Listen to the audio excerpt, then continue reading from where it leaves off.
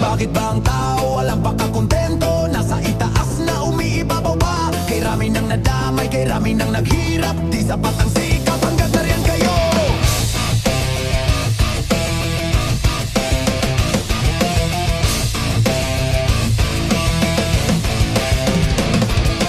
Tao sa gobyerno walang ibang inisip kundi ang kanyang sarili. Paano ba ito? Kailan ka magbabago? Kailan mo maiisip? Kami ang nagduro